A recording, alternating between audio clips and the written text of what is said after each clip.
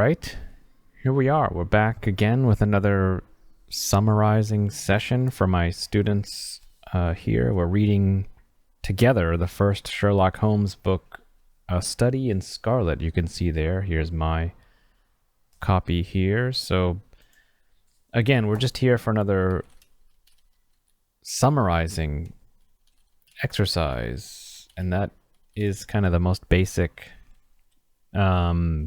the first stage of, what am I writing? Exercise. And the first stage of just showing, did you understand, or what did you take away? What do you remember from reading a text, which is the full original version, not a simplified or student version or English as a second language version, but the real text. And so this is a pretty tough one. So this is Sherlock Holmes, or I guess that's not even the title. He's not even in the title. It's just called A Study in Scarlet, and we're going to do chapters 1 and 2, which is about 20 pages, but it is old style. So it's also British style, which is different from my teaching method, which is, I guess, modern or American. So this is definitely going to be challenging, but let's just go ahead and try anyway. Let's try anyway. So our what we want to do is understand what happened, right? And that's basically it. Do you remember? What do you remember? And maybe what was important? And so that's where it's, certain things might be interesting to you or not interesting. And so you might take away some things and you just don't, I don't remember that. But that's fine. That's why you just practice reading. And it's helpful for me to do these little videos because it helps me to, as I read, I should remember, that's probably important. I should make a note of that. I should remember that so that I can include it in this video. So let's see. First of all, I guess I should know more about this book, but I didn't really prepare. I'm going to say, this book is over 100 years ago. Is there a date in the first publishing? 1887. So first published in 1887. And I want to say often these types of, I don't know if this was originally a novel or a book, but it could be that it was a series of chapters in like a newspaper or a magazine at the time. So that also could contribute why there's a more long form. And just the style of the time, over 100 years ago. It's going to be 150 years ago, almost. So, I don't know, almost 150 years ago. It could be, longer form was more in style, because, you had to read it in a magazine, and you're like, oh, this is a good story. Oh, I gotta wait till next month or next week or whatever. But I'm not even sure if this was a book or a magazine. But anyway, I think it's just, longer form writing and speaking was the style of the time. Of course, now today everything is shorter, faster. Just the speed up, using the internet, using text, using social media, everything is just down to a word a picture, a symbol, an emoji. So we're trending that way. Also, of course, there's just different vocabulary, and it has a different historical context. So what is happening in England at this time that the local people who read this 150 years ago, they knew, but we don't know because we don't know the local history or the history, the news of the time. So yeah, question, it could be good research, what was happening in England and the world at this time. So yeah, that should lead right into the first chapter 1. And there's a title for it, but I'm gonna call it We Meet Dr. John Watson. So here's my notes here. So it gives kind of it starts off right away with he is a medical doctor who served in the army and was sent to India and continued on to Afghanistan. Okay, so immediately this main character, he's a doctor, studied in London, then was sent to India, but says right away it was not a heroic story. He was shot in the shoulder and thrown on a horse and sent back to or sent away from the battle.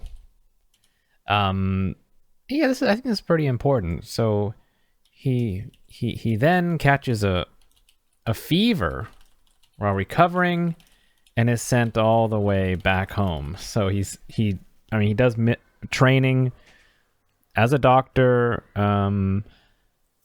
goes to a war or battle in Afghanistan, but I guess immediately is injured in the shoulder, has to come back, doesn't really rescue anybody, not really a hero, just goes all the way there, comes all the way back, and is kind of worse, even more worse off. Sent all the way back home, and he says that his health or condition is irreparably damaged, I think. Okay, but anyway, he gets back to London, where he says he has no family at all, and lives in a hotel. He must find a cheaper place to stay or move out into the country. Okay, so he's got health troubles, he's got money troubles. This is kind of not the heroic character or heroic beginning we might I don't know, imagine. Anyway, luckily he runs into Stamford, and this was some strange English for me, and it says who was a dresser that worked under him at St. Bart's, something like that. That's not an exact quote. Just from my memory. So dresser, what does that mean? I had to Google that, and also what is St. Bart's? And so St. Bart's, which means he was a medical assistant at St.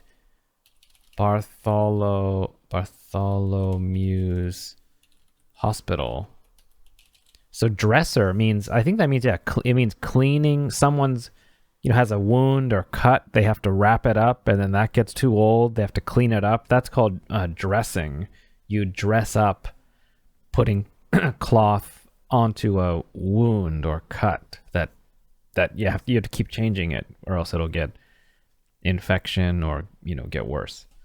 So yeah, they're old colleagues. Okay. Looking for Stanford. Okay. They so what? So Watson needs a place to stay, and Stanford knows someone. Who also who needs a roommate. Great. Okay. So going now, now we're actually, yeah, this was the good part. Now they're talking. So now we're in dialogue on page 4 or 5. We're finished with the explanation of the war. So now we're in the good part of two people talking to each other. He says, Stanford says the guy is strange and works in the lab under the hospital. He is not on a medical career path, but is very good at chemistry. Anyway, so he said, okay, fine, great. Watson agrees to go along and meet this guy. Let's see, anything else important? Yep. Okay, we skip. Okay, so Watson meets Sherlock, who immediately recognizes that Watson was in Afghanistan. So that's pretty amazing. Sherlock is excited because he has discovered a new way to test blood. Something like that. This part too. It's like, I don't really know what he's talking about. And this is where, a student might be like, oh, I got to know this. But I think that, we are, I think that in the book, we are reading as though we are Dr. Watson. Yeah, the whole time it's, I took my degree, I went to India, so it's kind of, we are the perspective of Watson, and so we are confused just like Watson is. Like, okay, congratulations, I guess. I don't know, sounds good to me. So you don't have to worry about understanding all this English about the blood test, because I don't know either. Just that it's some strange new test that he invented that he's excited about to test blood. And to test blood that is brand new, so it's a new way, and so that's good.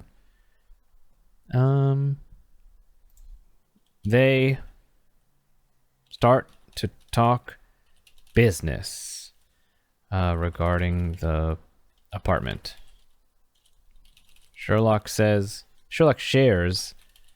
his maybe negative points and wants to know Watson's hang-ups as well. He says, we should know what is bad. We should know the bad parts about each other, immediately. And then they agree to see the apartment the next day at noon. And so that's the beginning is pretty tough reading, I could say, but then it does picks up the speed. So let's make this into more of a paragraphs of writing. So he is a medical doctor who served in the army, continued on Afghanistan, shot in the shoulder. I might say maybe this is not important. He was shot in the shoulder and then and is sent away from the battle. Sent away from the battle, I might say, comma, catches a fever while recovering, comma, and then is sent all the way back home. So yeah, that's pretty unfortunate. Yeah, truly Watson did have an unfortunate experience in the army. Yeah, so he goes all the way there, which you can imagine in the 150 years ago, they go by boat, by ship, a long way, probably really tough. He goes all the way there and comes all the way back. And he's injured, so it's even worse the second time, the way back home. So that's his army history. So now we start his life in London. He gets back to London, where he's no family at all, live in a hotel. Must find a cheaper place to stay. Cheaper, the country, we can cut that. But luckily, he runs into Stanford, who was a dresser that worked under him at St. Bart's. I'm just going to keep that, because that was some interesting language. He was a medical assistant at St. Bartholomew's Hospital.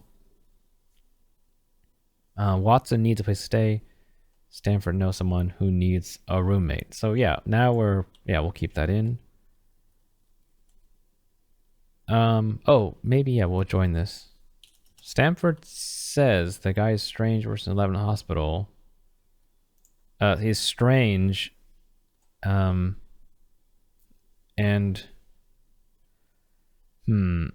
strange was a comma. Works in a medical lab. You can cut some words out. But no comma. But is not on a medical career path. And maybe we'll cut this part out just to make it as short. Try to cut it down. Watson agrees to go along and meet this guy. So yeah, there's some kind of, I remember now. Stanford kind of warns him, saying, "This guy's, I mean, don't get mad at me if you don't like him. It's not my fault. He's weird. Works in a lab, but not a doctor, and doesn't seem to be studying. He's not researching or studying. He's just doing his own thing." Watson agrees. Okay, next part. Watson meets Sherlock, who immediately recognized that Watson was in Afghanistan. We'll say who mysteriously, who kind of like mysteriously immediately. Yeah, well, I would just keep that way. Who immediately recognizes that Watson was in Afghanistan. Maybe this part we don't need. Oh, or I guess we can keep it. Sherlock is excited because he has discovered a new way to test a new blood test. A new blood test is brand new. Okay. He has discovered, I think we'll say he has invented a new blood test that we and Watson don't really understand at all. So there, I'm commenting that it's a blood test that is, we don't know. I don't think we're supposed to know what it is. They start to talk about, let me just say about the apartment, comma, and Sherlock shares his negative points. I'll just say, and they exchange information about their,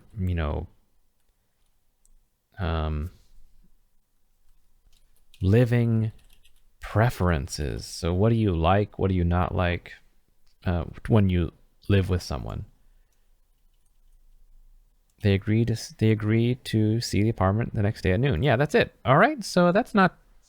Yeah, one page. Okay, so yes, it's pretty short. So one paragraph, next.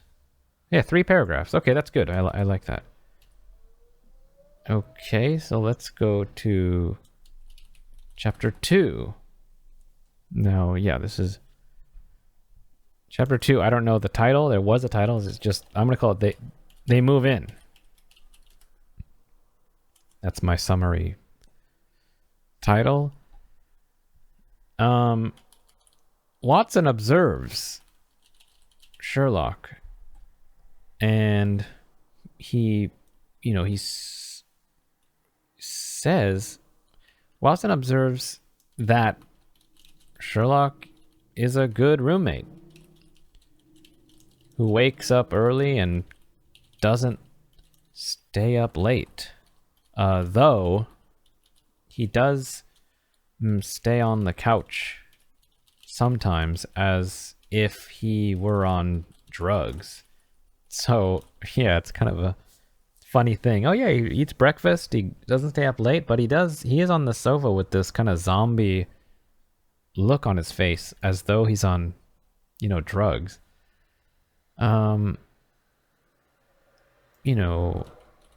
Watson becomes very interested in Sherlock's, different behaviors. For instance, he doesn't know anything about, general knowledge, such as literature or politics,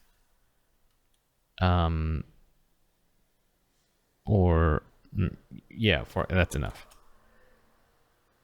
Okay, now, is that enough? Oh, this is a good part. Sherlock says that his mind has limited space, like an attic, so he can't afford to clutter his mind with quote, useless information that doesn't help his research or work. So yeah, he's super dedicated, but it is strange. Like, well, sometimes knowing a little bit about many things might help you, but at this point, Watson doesn't know. Yeah, I'll put that in there. At this point, Watson doesn't know what Sherlock does for a living. He doesn't know what his job is, which is kind of interesting because Sherlock is so famous. Everybody immediately knows he's a detective, he's a scientist. But at the time, if you are first reading this book so long ago, you might think, yeah, who is this guy? Like, what is this? So this is a mystery, but we know.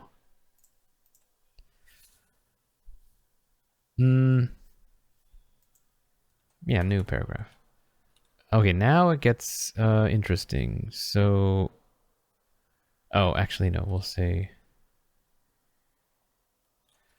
Watson makes a list of Sherlock's. No, I don't want to do that. He talks about how, yeah, he's super good at chemistry, knows about the law, and also has a really huge knowledge of horror. But of course, that means, criminal history. Although it seems like sensational horror literature, but to Sherlock, it's his work.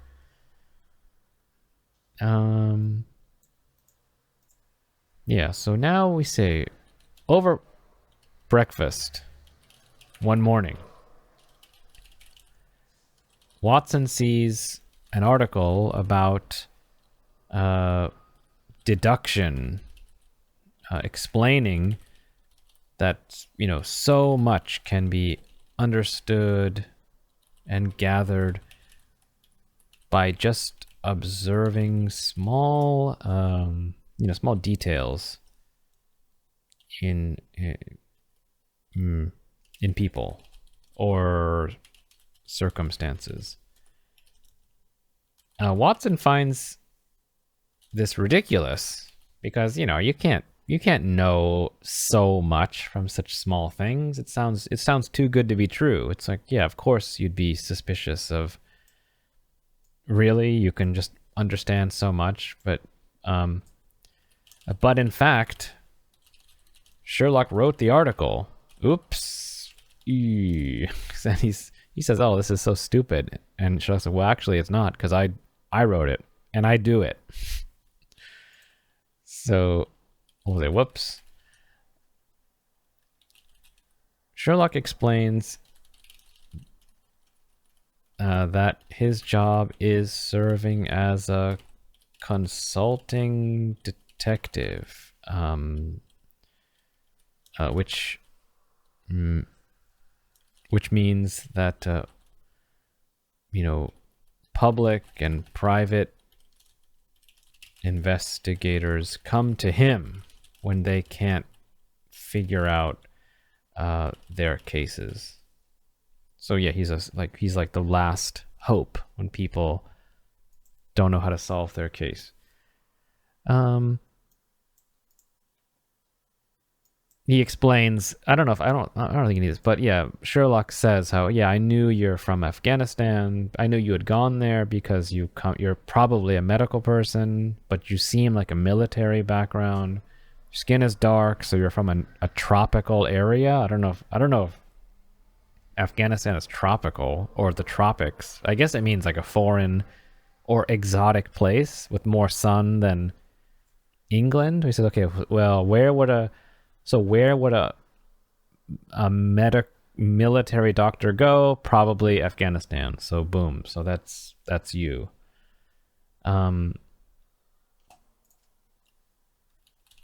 Sherlock says something.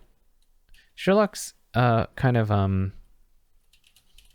makes a comment that he is the best detective maybe ever.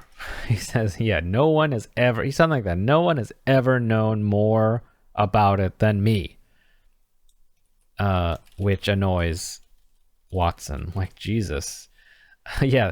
And this is interesting. So I feel like my students would like this in Japan. Yeah, this is, of course, very strange behavior. You don't say how good you are or how you are the best.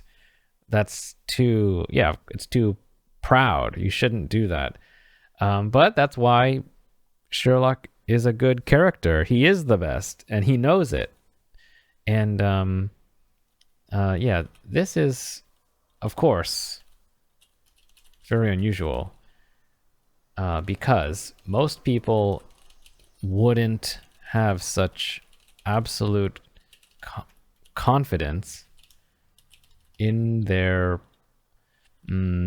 skills and mastery of a field.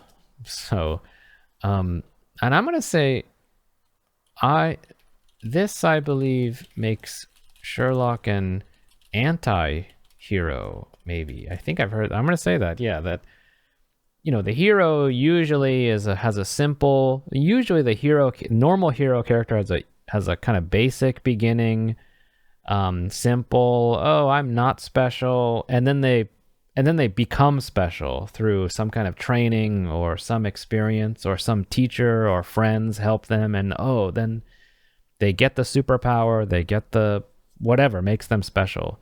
This is not that. This is right at the start. I am this, and I did it myself. Nobody else can do it, and I'm the best. So yeah, people don't like that, but this is a extraordinary character because in fact he is the best, and they need him. They need his genius. Now, how do I explain that here?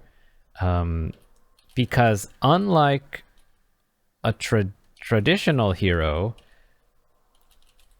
Sherlock doesn't isn't introduced from simple beginnings and changes into a superhero.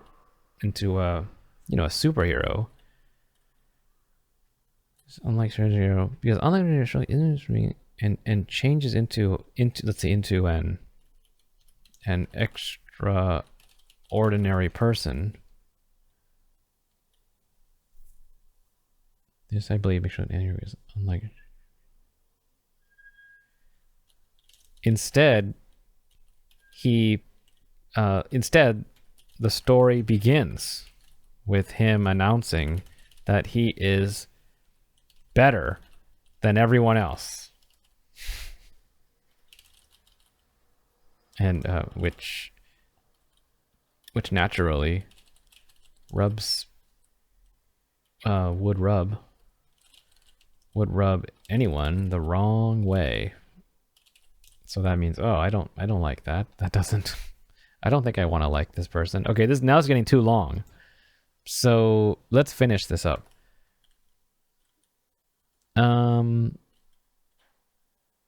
Watson sees someone coming, down the road, and Sherlock deduces that he's a sergeant from the Marines. Oops.